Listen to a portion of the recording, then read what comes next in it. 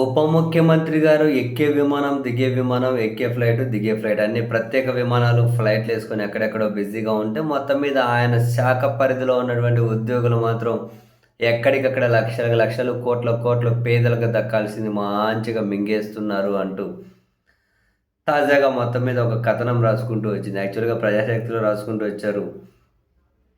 లెక్క లేదు, జమ లేదు. చివరికి చనిపోయిన వాళ్ళ పేర్ల మీద కూడా పేదోళ్ళ పేర్ల మీద అధికారులు డబ్బులు తినేస్తూ ఉన్నారట. ఉపాధి హామీ. ఒక్క పంచాయతీలోనే 71,00,000 తినేశారు అంటే యూ జస్ట్ ఇమాజిన్.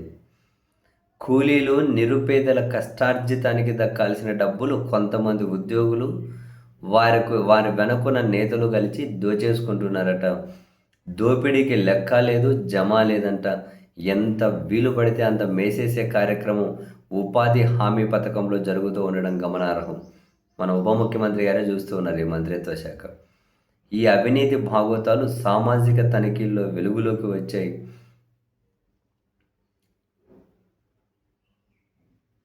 ఈ ఏడాది జరిగిన సామాజిక తనిఖీలను పరిశీలించినప్పుడు 2 పంచాయతీల పరిధిలోనే లక్షల రూపాయలు అవినీతి జరిగిందట.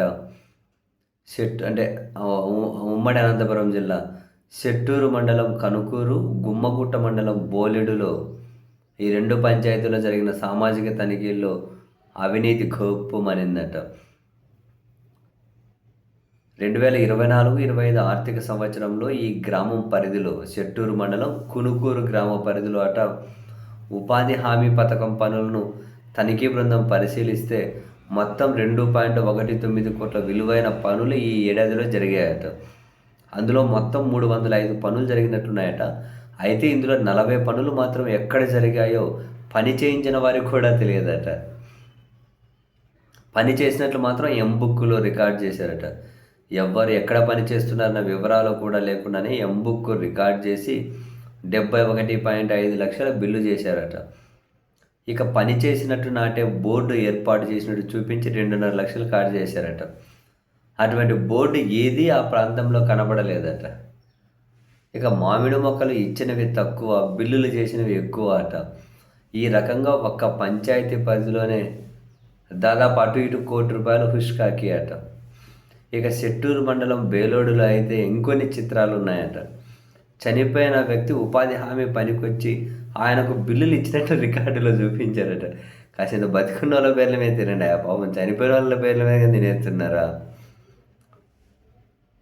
ఆయన ఇంకుడు గుంత నిర్మించారని చెప్పి ఏమో మరి అందరూ బతికున్న వాళ్ళు పగులొత్తి, చనిపోయిన వాళ్ళు రాత్రి వచ్చి ఇంకుడు గుంతలు నిర్మించారేమో. మన అధికారులు, మన ఉద్యోగులు ఏమైనా దేన్నైనా ఏ సాధ్యాన్నైనా సుసాధ్యం ఏ అసాధ్యాన్నైనా సుసాధ్యం చేయగలుగుతారు.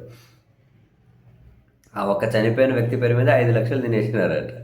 4.93 లక్షలు. అయితే వాళ్ళు ఎక్కడైతే ఇంకుడు గుంత నమోదు చేశారో ఆ ఇంకుడు గుంత అనేది ఎక్కడ దరిదాపుల్లో కూడా లేదట. ఇంకో రైతు పొలంలో ఫారం ఫాండ్ తవ్వామని ₹27,000 దొబ్బేశాడు. మొత్తం అంతా ఇలాంటివేనట. ఒక పంచాయతీలోనే ఇన్ని దారుణాలుంటే రాష్ట్రం అంతా ఎంతోమంది ఎంత తినేస్తున్నారు. జనాలకు కాదు, అధికారులు వాళ్ళ వెనకున్న కుమ్మక్కై.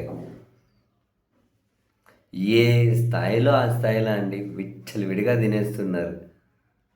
జనాలకి ఇవన్నీ తెలియవు, పట్టించుకోరు. వాళ్ళ ఆలోచనలు ఇక్కడ ఉండవు.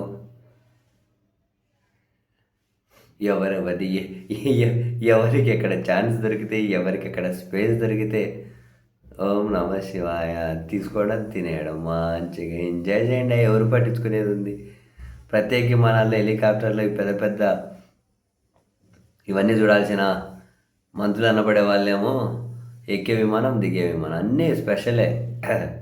మన మీద ఏమంటారు, మన షేర్ ఆటోలు తిరగాలన్నా కనుక ఎంత డబ్బులు ఖర్చు అవుతాయి అనుకుంటారు మన వాళ్ళు.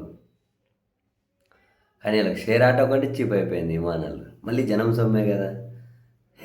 అనుభవించు రాజా.